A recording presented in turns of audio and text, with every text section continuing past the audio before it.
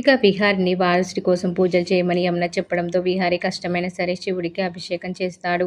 ఓవైపు లక్ష్మి విహారి కోసం లేచి బామని అడుగుతుంది. బయటికి వెళ్ళాలని చూస్తే డాక్టర్ వచ్చి నీ కండిషన్ ఏంటో తెలుసా? ఇలా చేస్తావేంటి అని లక్ష్మిని బెడ్ మీద పడుకోబెడుతుంది. ఇక విహారికి రక్తం వస్తున్నా సరే పూజ చేస్తూ ఉంటాడు. డాక్టర్ లక్ష్మిని పరీక్షించి వెంటనే డెలివరీ చేయాలని చెప్తుంది. లక్ష్మికి నొప్పులు మొదలవుతాయి. లక్ష్మి చాలా ఇబ్బంది పడుతూ ఉంటుంది. డాక్టర్ నార్మల్ డెలివరీ కోసం ప్రయత్నిస్తూ ఉంటుంది. మరోవైపు శాస్త్ర కూడా నొప్పులు భరించలేనట్లు కాసేపట్లో డెలివరీ అవుతుంది అన్నట్లు నటిస్తూ ఉంటుంది. డాక్టర్ కూడా కాసేపట్లో డెలివరీ అయిపోతుందని చెప్తుంది. వెంటనే శాస్త్రని వేరే వార్డుకి పంపాలని చెప్తుంది. లక్ష్మి శాస్త్రాలకు డెలివరీ అవుతుంది అని చెప్పి డాక్టర్లు లోపల వాళ్ళని బయటకు పంపించేస్తారు. లక్ష్మికి డెలివరీ అవుతుంది. ఆ బిడ్డని తీసుకోవాలి, లేదంటే ఏం చేయాలో ఆ ప్లాన్ కూడా రెడీగా ఉందని పద్మాక్షి అనుకుంటుంది. అందరూ చాలా టెన్షన్ పడుతూ ఉంటారు. లక్ష్మి ఒక్కసారిగా మత్తులోకి వెళ్ళిపోతుంది. డాక్టర్ కష్టపడి లేపి కాసేపు పుష్ చేయమ్మా, డెలివరీ అయిపోతుందని అంటుంది. విహారి కూడా అభిషేకం చేసి చేసి కళ్ళు తిరిగి పడిపోతాడు. చాలాసేపు తర్వాత లక్ష్మికి పాప పుడుతుంది. ఇక డాక్టర్, నర్సు ఆ పాపని చూసి ఎంత బావుంది, 7 నెలల్లో పుట్టిన పాప చాలా ఆరోగ్యంగా ఉందని అనుకుంటారు. లక్ష్మి మత్తులో ఉంటుంది.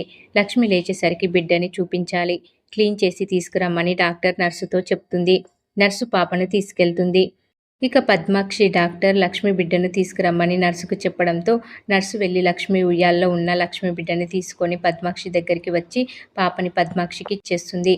పద్మాక్షి పాపను చూసి నా కల నెరవేరింది, ఇక నుంచి లక్ష్మి పాపని శాస్త్ర పాపగా పెరిగేలా చేస్తా అని అనుకుంటూ ఉంటుంది. మరోవైపు లక్ష్మి దగ్గరికి తీసుకెళ్ళడానికి నర్సు పాప కోసం వస్తుంది. వచ్చి చూసేసరికి లక్ష్మి పాప ఉండదు. నర్సు కంగారుగా పాపని వెతుక్కుంటూ వస్తుంది. పద్మాక్షిని చూసి మేడం అని పిలిచి ఆపుతుంది.